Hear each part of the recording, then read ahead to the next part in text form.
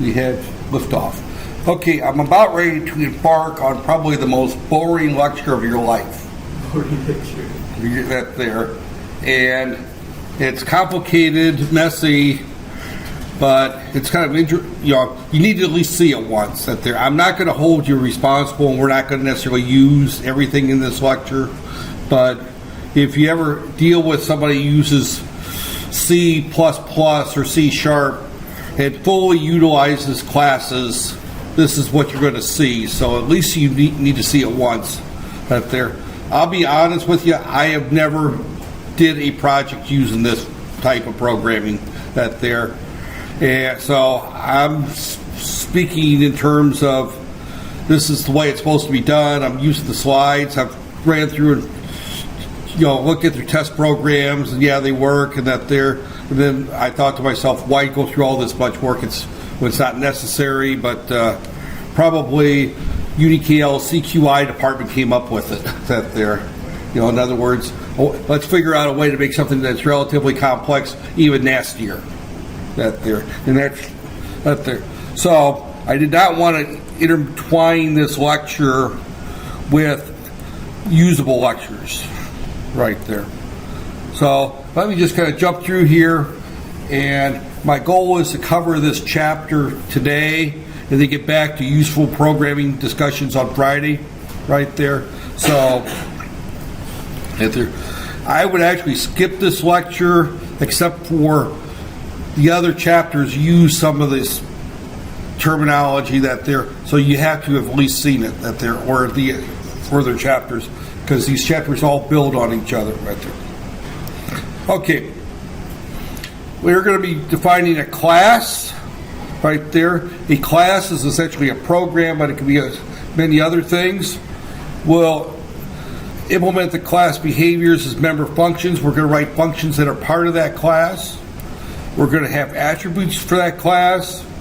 We're going to call a member function, differentiate between data members of the class, and local variables of a function. That there, and use a constructor and initialize it. How to engineer a class to separate its interface from implementation. I don't know if we'll get to there. And then we're going to, probably the only thing that's going to be useful is how to use objects of the class string. Right there. So we're going to introduce strings at the end of this discussion. That's probably the most useful part of this discussion, right there. So introduction, defining a class with a member. That there, and again, that just repeats what this says. I don't know why that there. This is just the section subtitles that they're out of the book, right there. In this chapter, again, we're repeating that there. We're going to be looking at the basic concepts of what they call OOP, or object-oriented programming. That's what differentiates C++ from C. That there. And most modern languages are using OOP, or object-oriented programming, right there. So typically the programs you develop in this book will have a function called main and one or more classes, each containing data memories. That there. I already mentioned that main is in every project. And my writing is terrible. That there. There's one and only main right there. And that's our starting program right there. You can have multiple classes in a program right there. So, right there. So we're going to start off with, they give us an example program here right there. Now this example program is called Gradebook. There, it doesn't really do much, but the whole idea is it represents actually chapter 7 is where we fully developed this program, and last term I don't think I even got much past chapter 6, so we may or may not see the full development of this program depending on what our time looks like. That there. So there. But again, we're going to, the purpose of this program is to break my projector interface. There we go. Don't move my computer with this cable right there. Okay, so we have a function in there called display message. This function is within the class. Now, I talked about classes before, and I mentioned we could have a class of automobile right there that has all kinds of various attributes, and automobile also has member functions such as tune-up. You know, I don't know, do you use the word tune-up when you take your car into a garage and they check the spark plugs and check the oil and change the oil and all that stuff? We call it a tune-up, where you just simply do the regularly scheduled maintenance right there. So a tune-up would be a function within the class automobile. We perform a tune-up on the automobile right there within the class. Well, in this particular one here, we're going to have a function called display message. That's going to be within the class. It's a little easier to see this in an example than it is to try to explain it right there. So here's our beginning example right there. This is the start of the program. This is by no means a full right there. So again, what we've got here is we're going to define the class gradebook with a member function called display message. Now this member function right here is a function right here. Here's our function right there, and that there. And all this is we call this particular function within our main program, right there. So, that there. So all this particular piece of code does is we set up a class right there called gradebook, that there. Now again, we still need before this our standard 2 lines right there. Include IO stream so that we can use C out and C in right there. And then we have the using namespace STD right there. So, you know, again, I talked about that last time where they were always using the STD : and then the C out.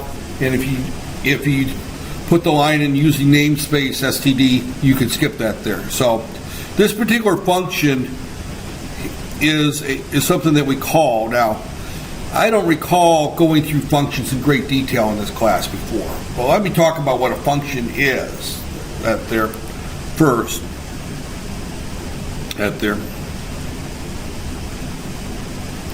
Now, in main, void main, right there, void, right there. This is a function right here. This is our main program, and when we start that there. Now we can have other functions there, that there, and we could say, for example, int x equals 0, for example. We define x right there. Int y equals 0. We define y right there.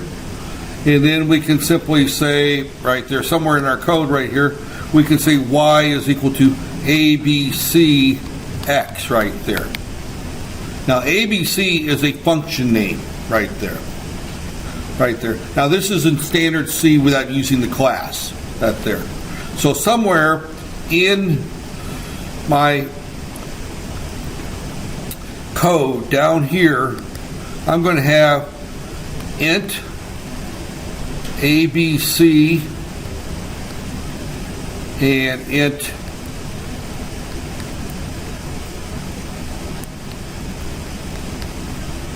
and I'm just going to call it K right there. Right there. So now what happens here, bracket here, and I'm going to say in my function, I'm just going to write a simple function right here. Return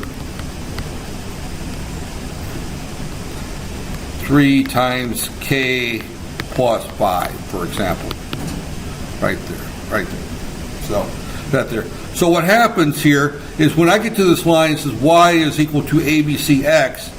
X is then placed in the K right there. And then when I return this, that's what gets placed in the Y. That there. And what have we got? A whole group of people, or are they wanting to use this room? I hope not. Don't know.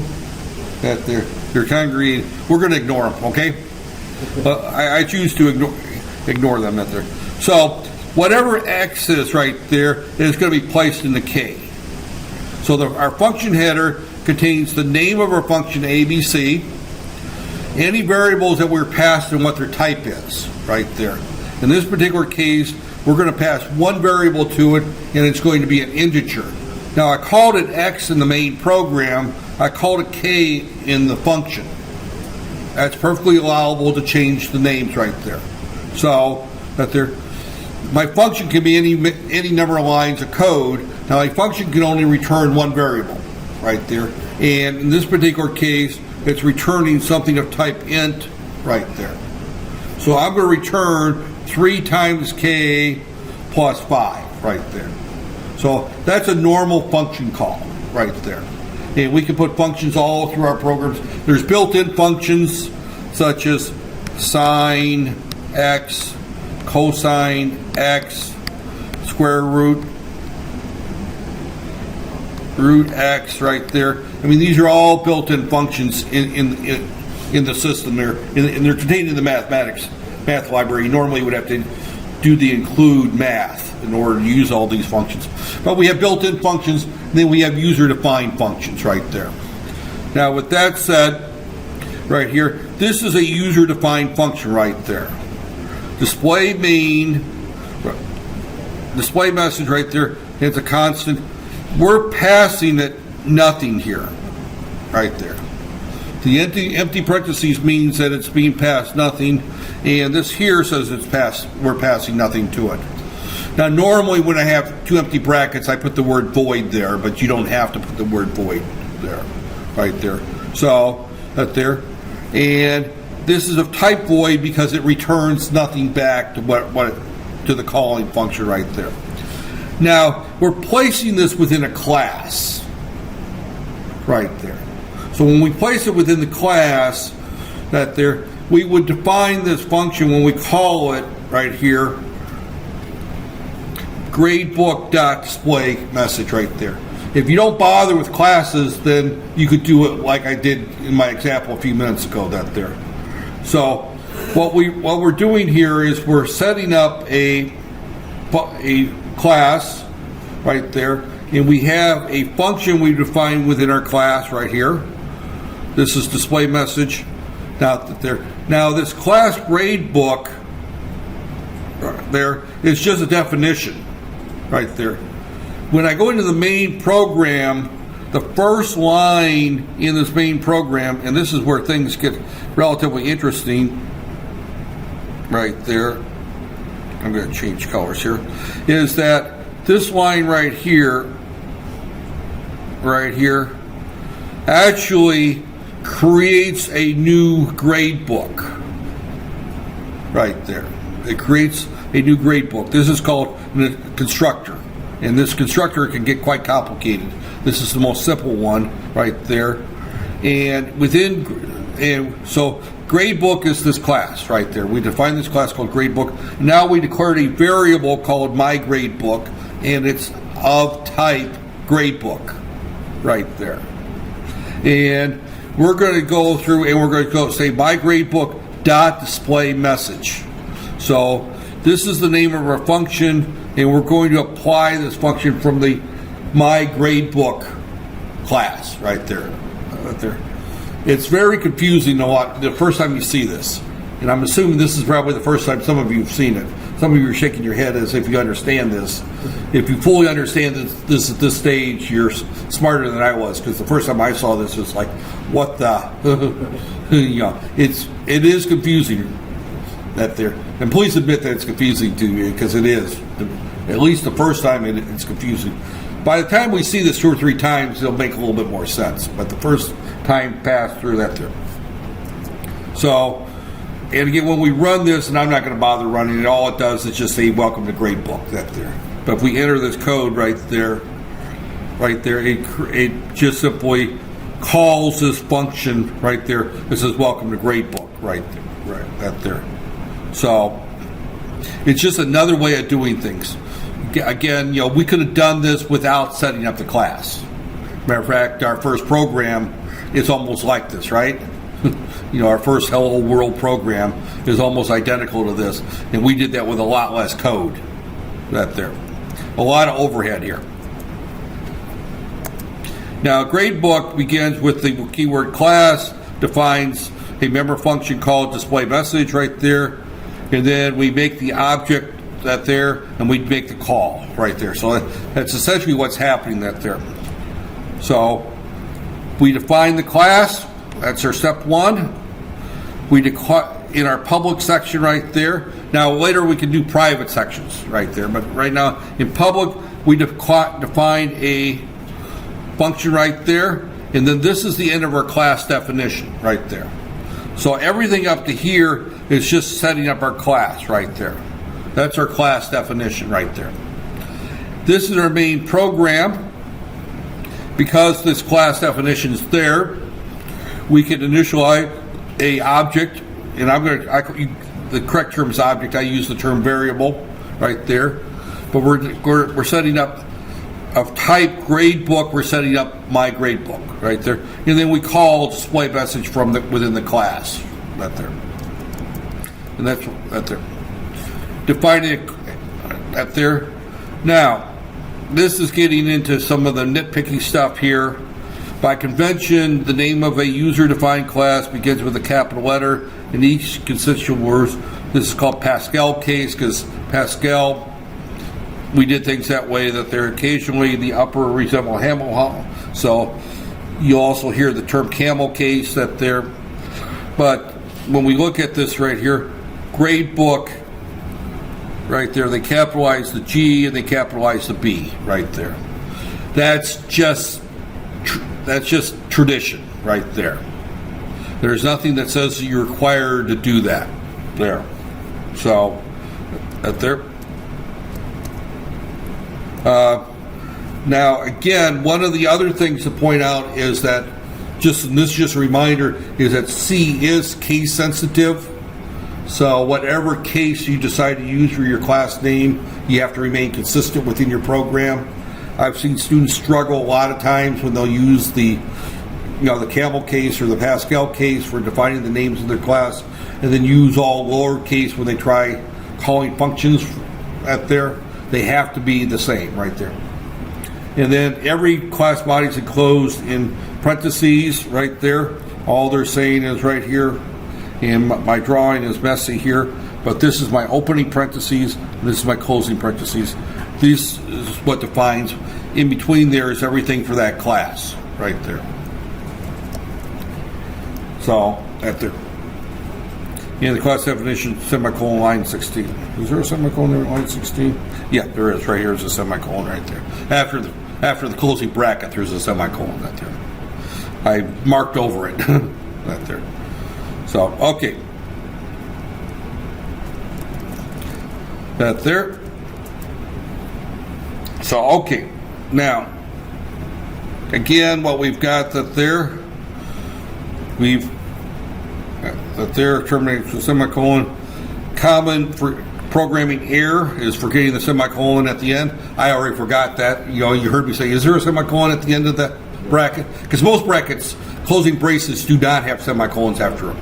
This one's an exception at there. So that's why that's a common error in my brain. All of a sudden said, now, is there a semicolon? And again, I admitted that I don't do this very often. Use that there. As a matter of fact, I've never wrote a project using this type of coding that there. I've just run their demo programs and verified that they work and that there. So, all right, this just gets back to what I said earlier. Main is always called when we execute that there. Most functions do not get called automatically. Main is the only function that is called automatically. Anytime you want to call any other function, either self-generated functions, the ones that you write, or the built-in functions, you have to call those functions right there. So the access specifier public contains the keyword. It just simply says that it's available to the public. That there. So we can call it right there. That there. If it's private, it can only be called by functions within the class definition right there. So it's available outside the class. by definition, main is always outside the class, right there. So main is the main program. Anything you want to call in main has to be placed within the public section of the class definition, right there. Any variables that you want to access, within the class have to be in the public, right there.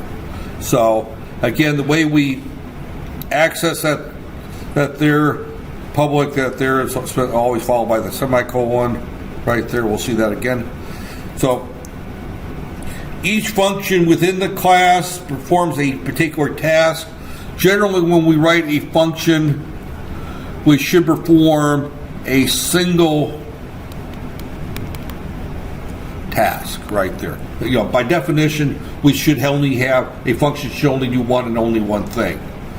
Sometimes we squeeze two things in, but generally a function should do one thing: calculate the cosine of a number, print a header on a file, to calculate the cost of a customer's bill, to add a new item to a customer's order, right there. So that there. When you define a function, you must return a return type. So it may or may not return that there. If it doesn't return anything, then it's a type void right there. So that there. So again, this is what this is. The keyword void to the left simply means that it does not return anything. The example I gave a few minutes ago with ABC, where I had the int, meant that it returned an integer right there. So that there. The name of the function display message follows the return type. By convention, our function names use camel with a lowercase first letter. Again, I typically have always used just lowercase for function names. That there. He's saying that you should use camel case. I don't give a flying donut what type of case you use right there. It doesn't matter as long as you're consistent right there. It's just as by convention that there. You go to work for a particular company, they may have their own convention right there. Some companies, GE always had, you started the function with GE underscore and then the function name right there. They wanted the General Electric logo or name in the front of every function. That way, if someone stole their functions and were lazy and didn't change the function names, they could sue them in court right there. And trust me, multiple companies have done that over the years. They've stolen another company's code and not bothered changing the code. I can't remember what, it was back in the 70s. Steve Jobs and Wozniak first brought out the Apple II, and then there was another company that came out called, of all things, Acorn, that made a copycat Apple, and they stole the code from Apple and forgot to change the comments. So you had Steve Jobs and Wozniak's names throughout the whole code when you looked at the BIOS ROM right there. So it's obvious that they stole the code from Apple out there. And of course, Apple promptly put them out of business out there. They owned another factory at that time out there. So, okay. Empty parentheses do not require any data again. That's where this particular one had the empty parentheses right here. Right there, the empty parentheses. You can use parentheses, the word void as well, right there. But all they're saying is that, right there, that, where was I right there? Okay, okay, yeah, I'm right here. First line is called the function header. Now, one of the things to keep in mind later on we'll talk about is that before you call any function, you have to define it ahead of time. And normally you put the function header above and you put the functions afterwards out there. But we haven't been writing functions yet, so that there, when we start writing functions, our normal way of doing that there is that we have our overhead. This is all of our includes and using statements, for all that goes there.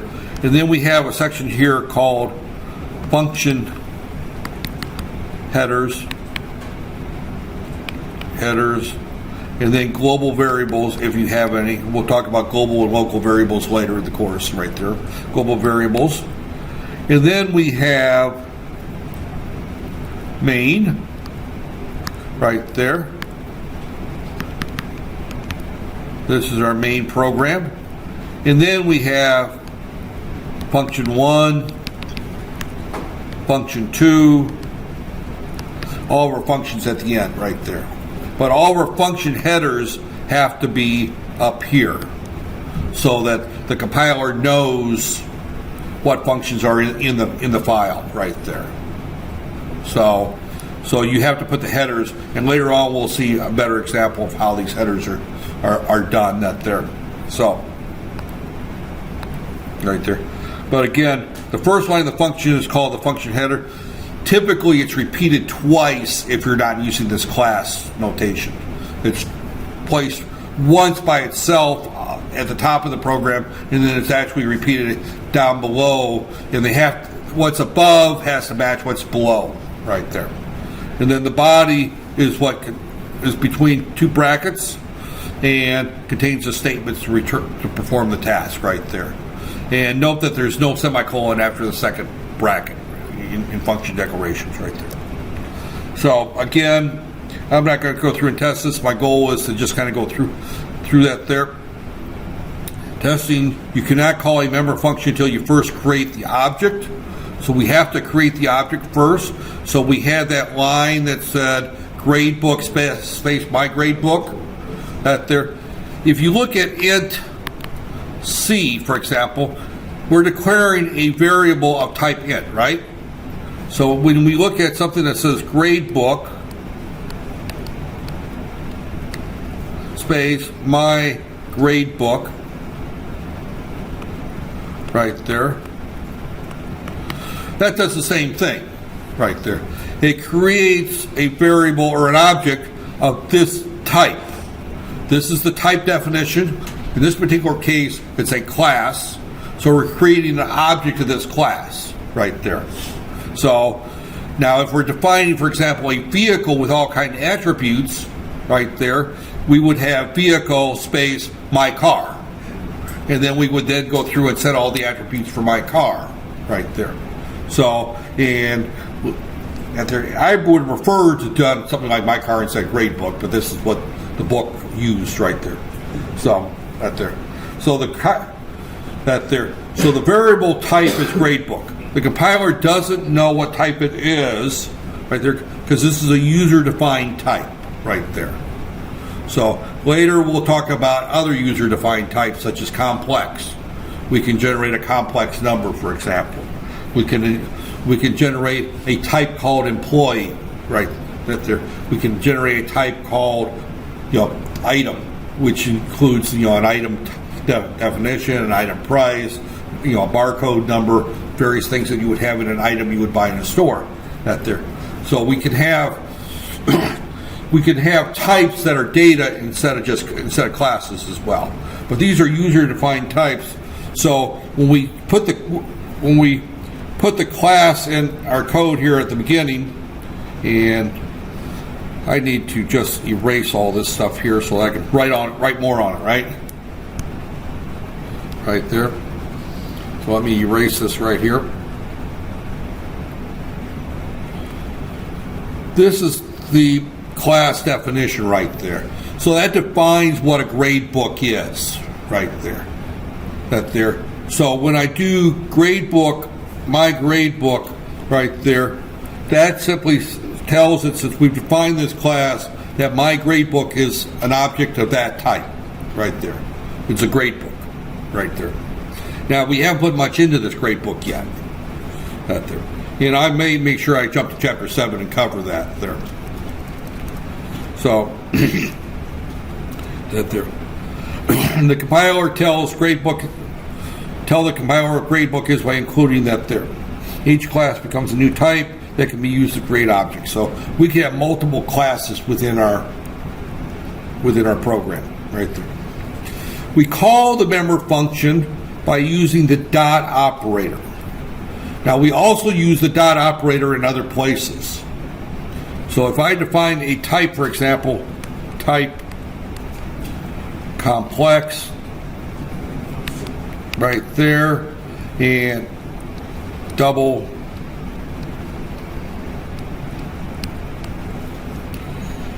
real, double IM for imaginary, and type right there. And I don't know if that's the right syntax, I'm making up the syntax, but it's something like that right there. And then I declare a variable complex X right there. There's supposed to be a space there. Right there, complex X. And then I can say X dot real is equal to 3.2. X dot IM is equal to 6.4 right there.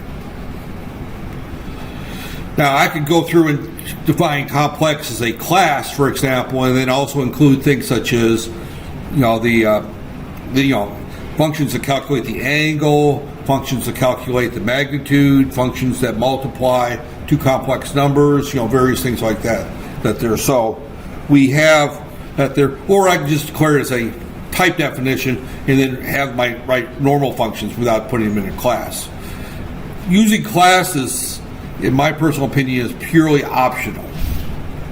That there, but this particular book uses them, and I chose this book because it's the current trend that there, and I figured I need to learn the current trend as well as I teach the current trend. So, and the easiest way to learn something is to teach it. The easiest way to learn it is have somebody give you a lot of money to use it in developing a program. It's not the easiest way, but it's the best way because you get paid a lot of money, right? Get there. And I am completely going to skip that slide. It's busy, blah, blah, blah, blah, blah, blah. And all it simply does is to explain what this is. Gradebook is a class, and within it, it's got one function right there.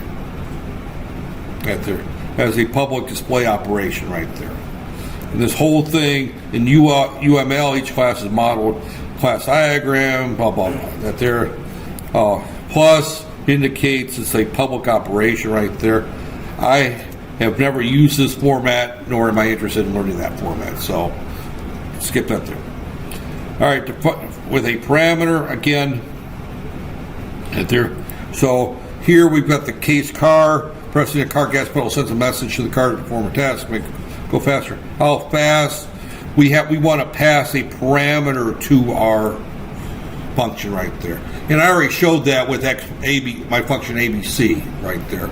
This is just showing how to do it with the class right there. So in this particular case, figure 3.3 that there with display message, and we're going to give it the course name as part of the welcome message right there. We are also going to find a variable of type string, and a string is nothing more than a text right there. So in the heading file, you also have to include string instead of just IO stream right there. So in later on in this chapter, and I don't know how far we're going to get out there. I think we got plenty of time out there. Out there, but there's lots of things we could do with string. But notice here that we've added another line right here, include string right there, because string is a class that brings in all kinds of additional functions that you can do with a string function right there. So now what we've done here is on our display message is we've added inside of empty parentheses, and by this word constant means just, it just stays in memory that there. So that's part of the definition right there, that word constant there. I forgot to mention that there. But what we're doing here is we're passing to our function the course name right there is what we're doing. So we're passing to it the course name, because then our function now says welcome to gradebook 4, and then we put the course name there, and then we put the exclamation mark, and then our end of line marker right there. So end of our function. So this is our class definition right there. So all we've done is we've added the course name to that there. Now when we call this function right here in main, right there, first off we declare a variable right there and name of course. So we have a string called name of course, which we will get by our normal method using we'll use getLine right there. We actually have to call this function called getLine right there, and that's within the string library right there. So that there, but then we declare our grade book as we did before. Then we get our string name from the user. In other words, please enter the course name, and this course is Computer Programming for Engineers, or whatever the name of the course is. I can't remember the name of any course I teach halfway through it, right there. So we've got, but we're going to, that there, and it's going to come from CN and name of course. Now this is a usable piece of information right there. Most of this chapter I said was not real super usable. Learning how to use getLine is usable. That is a key thing. You need to know how to use getLine right there, and how to add string as a, declare a string, and how to add string that there. So those things are usable. Those are, whether you use classes or not, you still need to be able to use strings right there. So now we've got this variable called name of course. We've typed that in. So now when I call display message right there, and again we're calling it the same way, my gradebook dot display message, and then we're passing it the name of the course right there, so that when it gets into this function, when it prints out our message, it's going to include the name of the course as part of the message right there. So again, please enter the course name. This is CS 101, Introduction to C++ Programming, for our course number up there, and it comes back with right there, welcome to gradebook for CS. Did he have a control PN in there? Oh,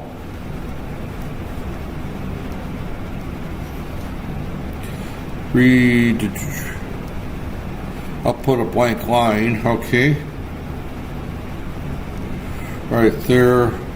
Oh yeah. He did put the new line marker that there. Because I'm sitting there looking at it there and wondering why there's a new line marker there, but he included that in the output stream up there. So again, this is how we pass a variable to our function within the class right there. Defining a member function with a parameter right there. So again, getLine reads the text right there. So this just simply goes through and explains that code. I've already done that there. Name the course right there. And again, this is a very complex that there. This is probably, each parameter must specify a type and an identifier, and you can have multiple parameters passed to a function right there. So in other words, I can have a function that returns int x, y, z, and I'm going to pass int x, int y right there, comma, double k right there, and so I'm passing in three variables, two integers and a double right there. Is all that this is saying, is that we can, and that's true whether you're calling a function within a class or a function outside of a class right there. So even though I said this really doesn't pertain so much with the way I program, there's a lot of overlap between, there's a little difference, but you still do things within normal C++ or C the same way that there. So just by creating the class, all you're doing is you're putting all your functions within this particular class that there. If you don't use a class, you still have to, still create your functions the same way. You still call them the same way. The only thing is, when you call them, you don't use the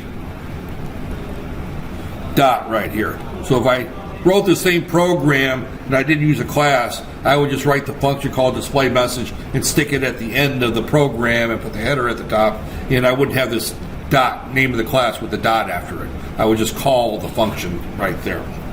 In some ways, it's a lot easier not to bother with classes. But, you know, the reusability of code is a lot better if you use classes right there. So there are some advantages that we won't get to in this class right there. So, okay.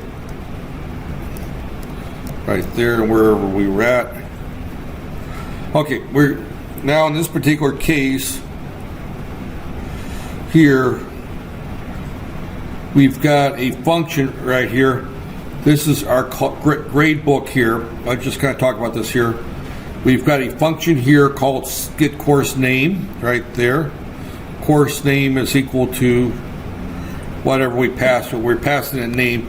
This is kind of a wasted function because all it does is set the course name equal to name right there.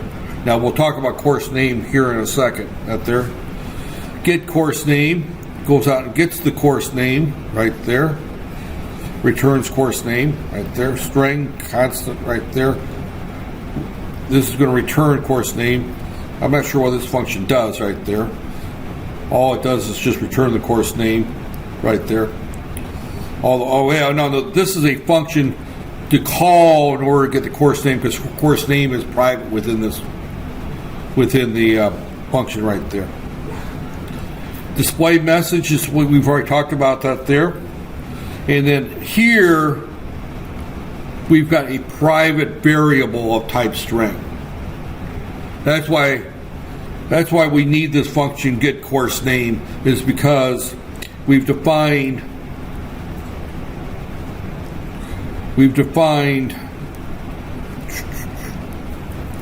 get it here.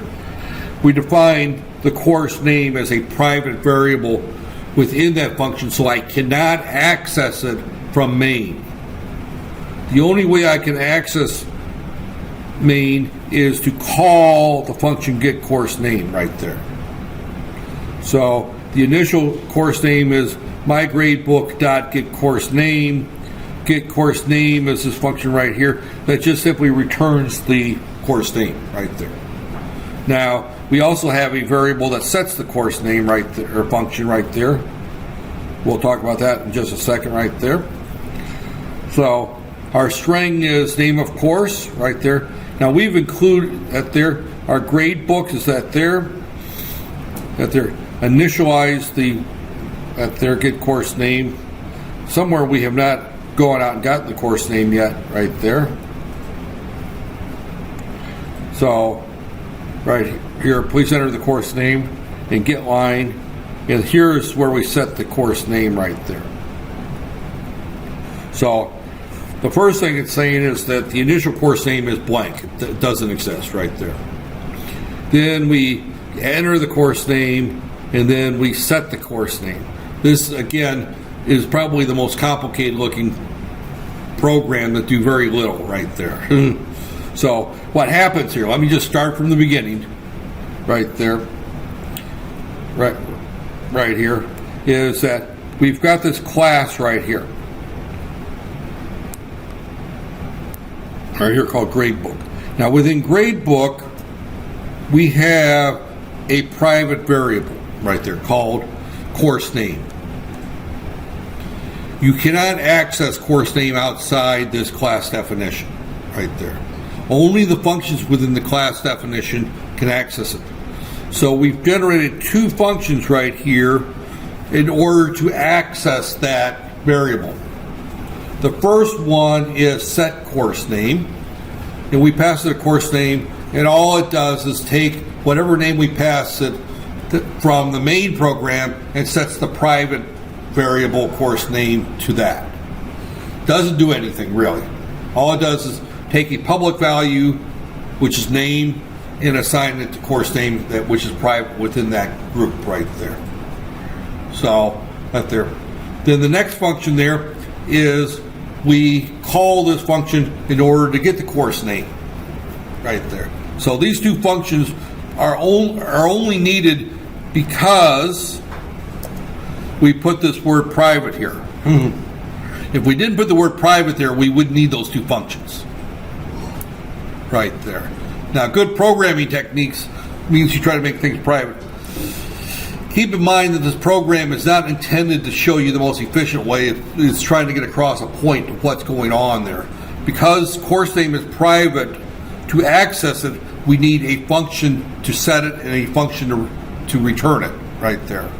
So we have these two functions called set course name and get course name. And set course name, we pass to the program or to the function the name of the course, and it sets that private variable to whatever we pass to it right there. And remember, once I put this word private in there, I cannot access this with my grade book. I'm just going to abbreviate dot course name. I cannot access that there because it's private.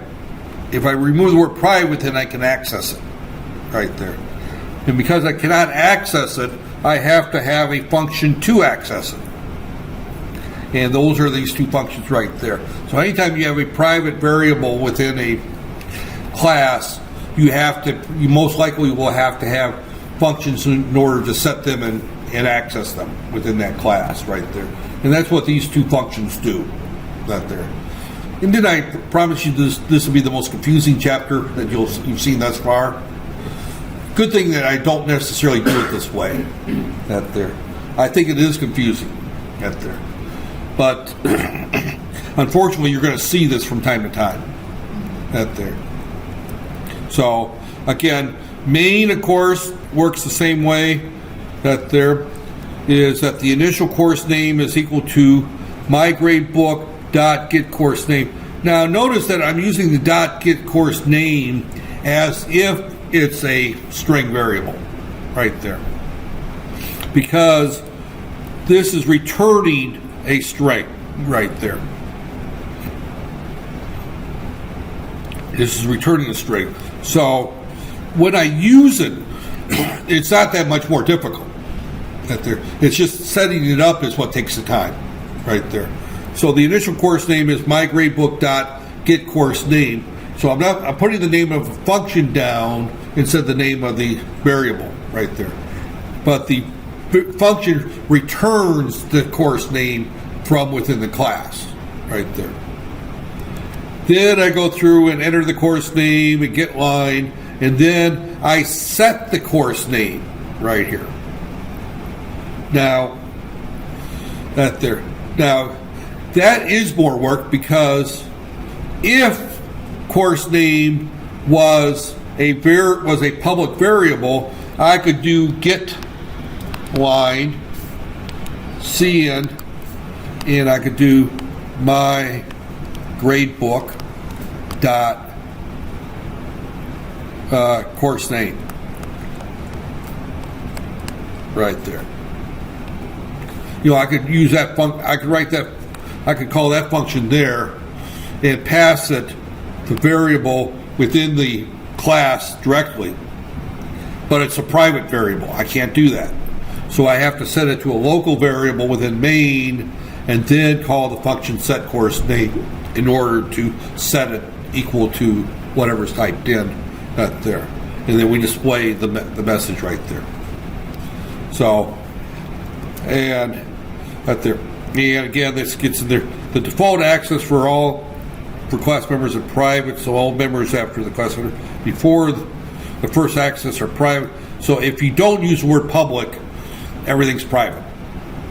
So your functions almost always have to be public. That there, and you can make some of the variables public, and you make some of them private. That there. The access specifiers public and private may be repeated. It's unnecessary and can be confusing. In other words, I could have, and this gets really confusing if people do it out there. I can have the word public. I can define some stuff there. Then I can put the word private. Define some stuff. Put the word public again. Define some more stuff. that there and intermix them. That they're good programming techniques means that you take all your private, you put it in one place, all your public, and you put it in one place. But what he's saying there is that you can have multiple right there. So that there. And the idea, according to things, is the data hiding right there. What creates, instantiates an object. Its class members are encapsulated or hidden within the object and can only be accessed by member functions. Again, that's going back to what I was saying. If it's private, you can't access it outside. Right there, it's hidden right there. And that there. So again, this goes through here, and this actually just goes through and adds more functions to it. That there. I think that's pretty much the key thing I want to talk about there.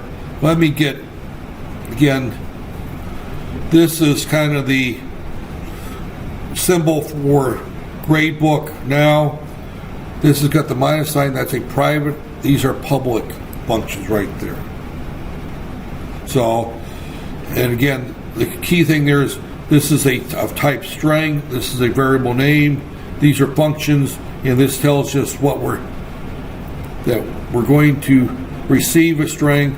This is of type string, display message is void right there. This is just a symbol at there. Constructors gets even more complicated right there. And what we're doing there with the constructor is that right here initializes the course name with a string supplied as an argument. So what we're doing right here is that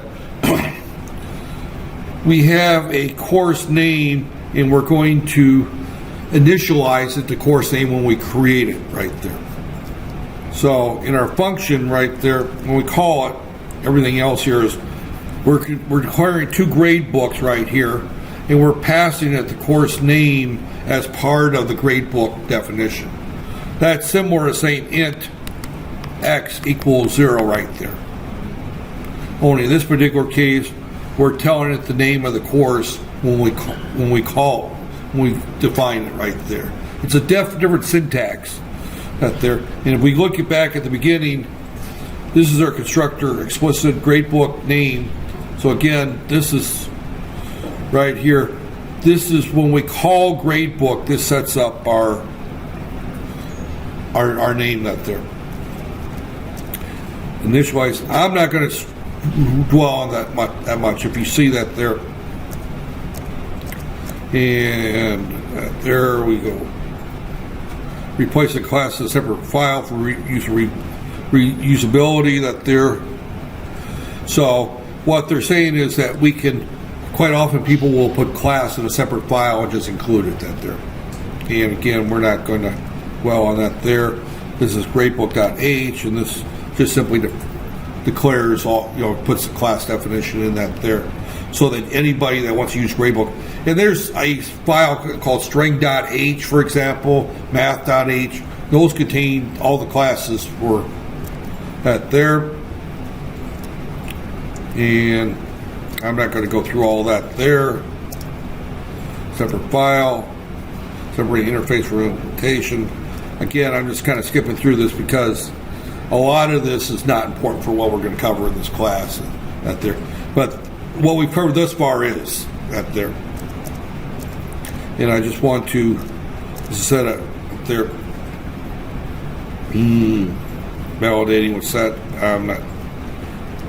There, we'll talk about validation later, and that concludes what I wanted to cover from this chapter right there. So we'll get back to our programming next week, right? Or no, Friday. Excuse me, Friday. We'll be meeting on Friday right there. And I don't know what it is, but I see